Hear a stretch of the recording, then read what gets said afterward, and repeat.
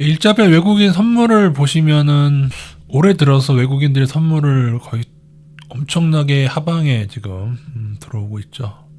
금액이 상당합니다. 1월 3일부터 시작이 됐는데 이때는 이제 미니 선물까지 합쳐서 2조 원 제가 매도했다고 말씀드렸고요. 북한 미사일 발사가 언제였죠? 아무튼 외국인은 정확히 선물을 통해서 한국 지수를 누르고 있습니다. 그래도 그 기간에 외국인들은 그냥 뭐 크게 요건 이제 삼성전자 블록들이니까 크게 의미를 두긴 좀 그렇고 예전부터 서로 간에 계약이 되어 있기 때문에요. 그래도 어쨌든 간에 선물에 비해서 주식 자체, 코스피 주식 자체는 크게 매도가 없었는데 지난 주말부터 보이시죠? 이제 외국인이 주식까지 매도를 하기 시작했습니다. 그러면서 지금 환율이 튀어 오르고 있죠. 그러니까 사실은 외국인 주식 매도가 조금 더 그 전부터 좀 강했다면은 뭐 전쟁이라도 할 건가라는 생각을 제가 아주 오래전에 들은 얘기인데 우리나라가 전쟁이 나기로 정해지면 미국에서 미국이 북한과 어떤 전쟁을 하기로 결정이 난다면은 일단 선물 매도가 겁나 쌓일 거다. 그리고 환율은 오르고 주식 매도도 이루어질 거다. 외국인에 그렇게 얘기했는데 지금 이제 그 정도는 아니죠. 그 정도는 아닌데 그래서 어느덧 12월 만기 후에 외국인의 누적이 한 2조 4천억인데 미니 선물 합치면 한 2조 원가량 됩니다. 그래서 누적으로 2조 원가량 하방이 됐고 여기서 오늘 매도하는 식으로 계속 매도가 나오게 되면은 안 좋긴 하겠지만 여기에 대한 저의 생각은 뭐 5가지 정도로 볼 수가 있을 것 같은데요. 요거 여러분 잘 모르시죠?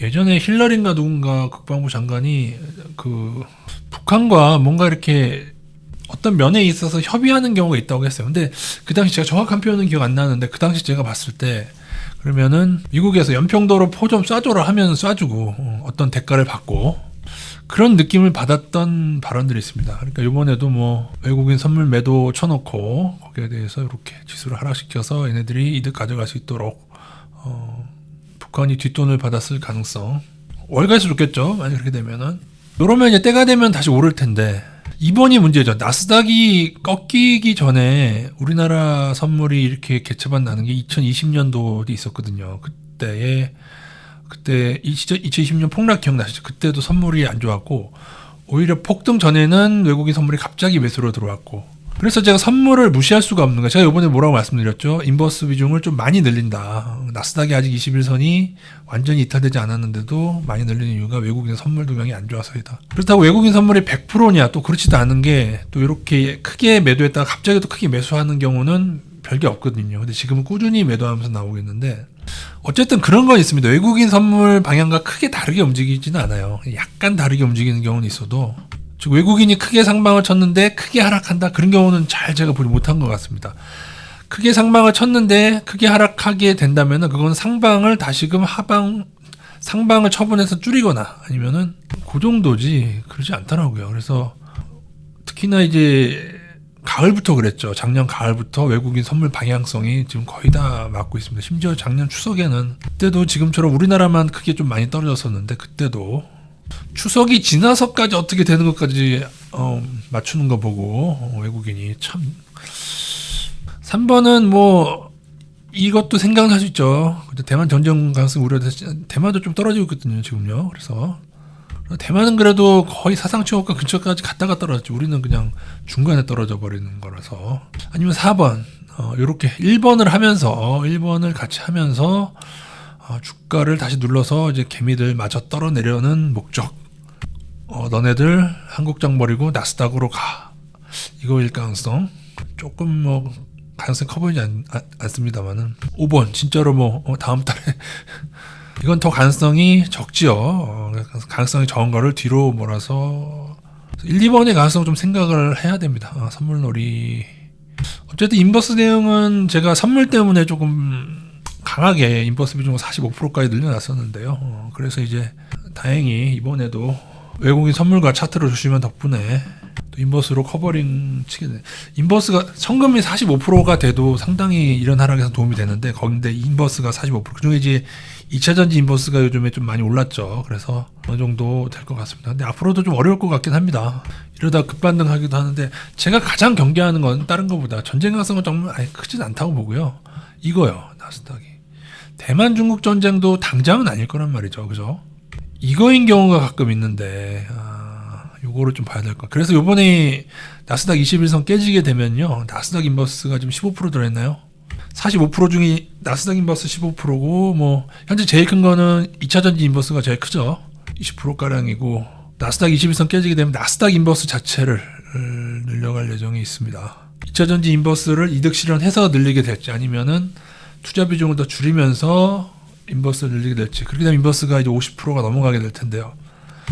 그리고 저희가 투자하고 있는 기아하고 하이닉스다가 제가 1차 손절가다 정해드렸는데 깨고 있죠. 1차 손절은 사실은 21선이나 이 추세로 잡는 게 가장 좋습니다. 여기 보시면은 하이닉스인데요. 이렇게 왔을 때 추세하고 21선하고 비슷한데, 21선을 못 보는 분들이 이제 대다수기 때문에 작년의 고점 여기를 정해드린 거죠. 여기 작년의 최고점을 지지돼야지 막바로 더 가는 경우가 있고, 지금처럼 깨게 되면은 상당히 더 쉬었다 가는 경우가 있어서 이평선으로 잡으셔도 되고, 21선, 61선, 121선 이렇게 한 3번에 걸쳐 손절하시면 되고, 제가 늘 말씀드리지만은 이 최고가를 돌파한 다음에 신고가를 낸 다음에 다시금 아래로 내려오는 거를 별로 좋아하지는 않습니다. 이러면 조금 재상승에 시일을 걸리는 경우가 많이 있어가지고요. 그래서 13만 4,100원인가요? 그러면서 좀 줄이셨을 겁니다. 기아도 마찬가지로 21선 잡았으면 좀 더 위에서 손절할 수 있었는데, 그냥 여기 여전히 작년의 최고점 9만 100원이던가요? 거길 잡고 지금 조금씩, 어차피 뭐 투자 비중 줄여야 되니까 같이 줄이셔서 인버스로 잘 커버링 되실 것 같습니다. 기아 같은 경우에는 그래도 외국인이 크게 이렇게 뭐 빠져나가고 있진 않아서 또 떨어지다가 나중에 오르게 되겠죠. 근데 얼마가 떨어지다 오를지는 모릅니다. 어차피 이제 코스피를 움직여야 되면은 시총 상위가 움직여야 되기 때문에, 현재 기아나 현대차의 차트가 별로 이렇게 마음에 드는 건 아닙니다. 왜냐하면은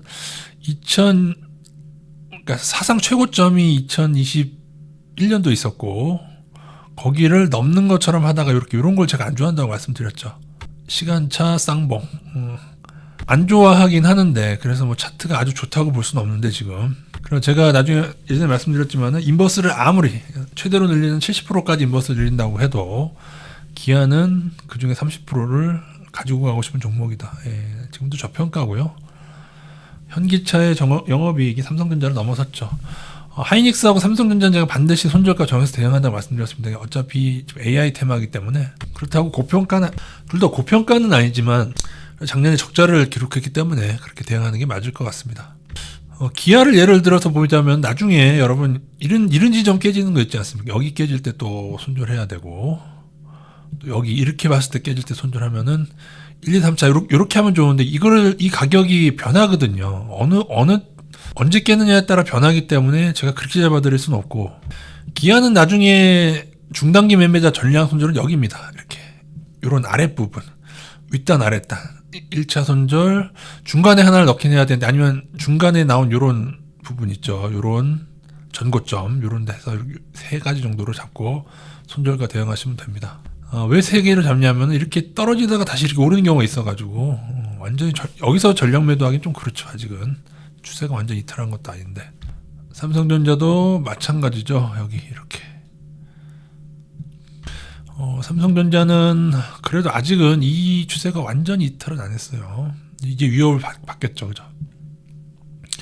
위협을 받네. 이것도 지키는 게 좋은데, 조만간 상황 따라서 일부 종목은 2차 손절가 깨게 되면은 말씀드린 대로 이 종목들에서 좀 다른 종목 업종으로 일부 음식료나 아니면은 약국에 있는 약들 제가 말씀드렸죠. 실적 좋은 애들. 하지만 아직은 외국인 주식 자체가 삼성전자도 그렇고 블록들 때문에 그렇긴 하겠지만 아직은 크게 빠져나간 조짐은 없죠. 근데 이게 일부 종목에 이제 국한되어 있습니다. 저희들이 투자하고 있는 기아나 현대차라든가 반도체 이렇게 몇몇 없고요. 포스코 홀딩스 같은 경우에는 작년에 엄청나게 매도했어요. 외국인이요. 지금 너무 많이 비관할 필요는 없지만은 이제는 이제 그거죠. 예전처럼 이제 또 반등 시기가 되면은 인버스를 줄이고 들어가야 될 것이냐.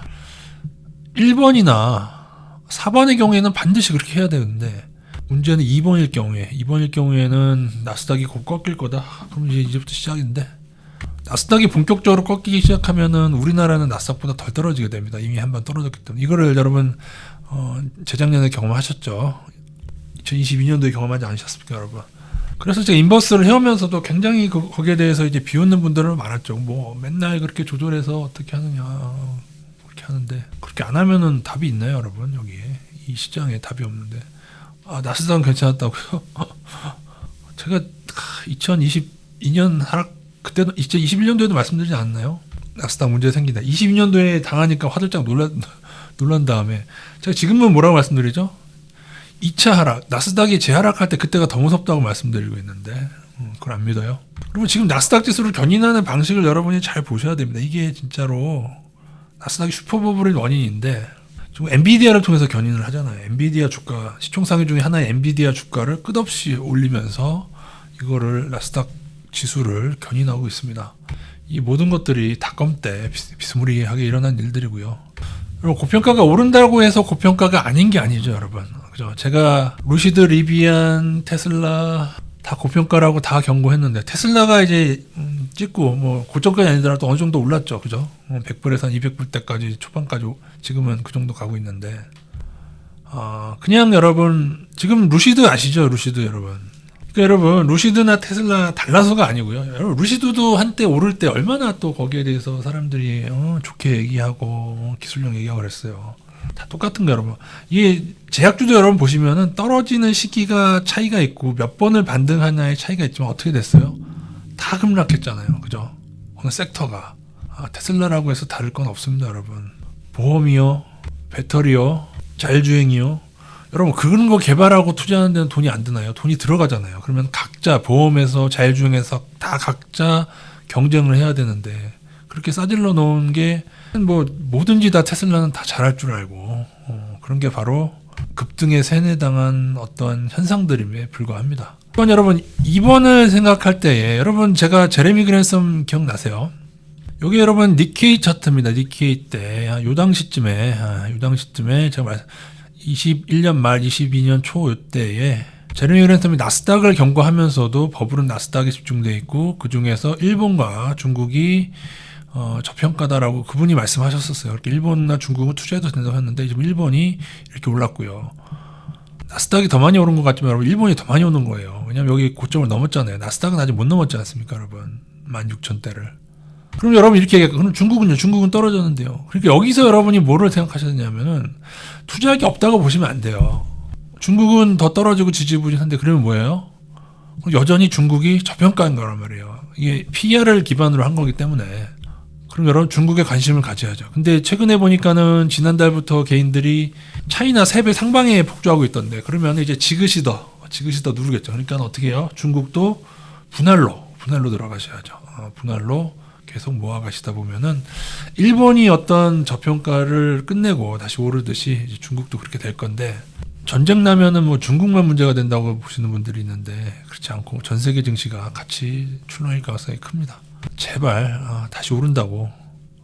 여러분이 적어도 작전주를 연구하는 저희 구독자시고, 그렇다면 여러분, 제가 늘 말씀드리는 게 넘버링을 할 줄 알아야 돼요. 삐끼 테슬라거든요. 테슬라 몇 번의 삐끼 후에 골로 가느냐, 이렇게 넘버링 하시고, 이 넘버링이 이제 될 만큼 되고 한 10번 몇 번 차면은 이게 다 달라요. 어떤 애들은 한 여기서 끝난 애들이 있고, 어떤 애들은 이렇게 끝난 애들이 있고, 그리고 일단 종특이 있어요. 종특. 테슬라도 희한하게 보시면 아시겠지만은 이게 작아지잖아, 그죠? 요번에도 작아지잖아요. 이 희한한 종특이에요. 그래서 이거를 하락 추세로 연결해 가지고 이렇게 잡는 경우가 있는데, 이렇게도. 그리고 이제는 어떻게 형성이 되느냐, 이제 이렇게 형성이 되는 거죠. 이렇게 여기를 뚫기 전까지는 이제는 이거의 싸움이죠, 그죠? 이 아랫단을 지지할 거냐. 그러면서 또 뭘 봐야 돼요? 여기. 이거는 살짝 나간 것 같은데, 그죠? 여기가 제가 볼 때는 지금 조심해야 되고요. 또 하나는 여기 깨질 때, 여기, 그죠? 200불 언저리일 것 같은데, 여기 이 아랫단, 요거 깨지면은 이제 모든 삐끼 반등이 마무리되고 골로 가는 겁니다. 그래서 현재의 코인 버블이나 나스닥 버블, 그게 다 월가에 다 얽혀져 있어요, 그죠? 코인하고 얽혀 있는 게 테슬라, 엔비디아. 어떻게 얽혀 있는지 모르시는 분들은 구독하고 계속 잘 들어보십시오, 여러분. 머스크가 코인하고 얼마나 밀접하게 펌핑질을 해줬는지, 엔비디아가 채굴이 얼마나 큰 관련이 됐는지. 월가는 테슬라하고 엔비디아를 매집을 했고, 그냥 매집이라고 하는 건 여러분, 월가가 많이 가지고 있다는 거예요. 그러니까는 이렇게 급등이 가능한 겁니다. 저는 사실은 테슬라 반등이 별로 이렇게까지 크지 않을 수 있다라고 생각했는데, 왜냐하면 여기서 개미들이 엄청나게 폭주할 줄 알았거든요. 100불대에서. 근데 그러질 않았더라고요. 오히려 지금 200에서 300불 요 사이에서 폭주하고 있는데, 왜냐하면 개미들이 너무 폭주를 하면은 그걸 많이 올리기가 애매한데, 그죠? 그리고 미지근했다는 거죠. 예전에 그 닷컴 때 아마존 차트 제가 보여드렸듯이 그거 딱 보면은 진짜 비슷한 게 많습니다. 그래서 결국에 아마존도 이렇게 되다가 나중에 훅 더 가죠.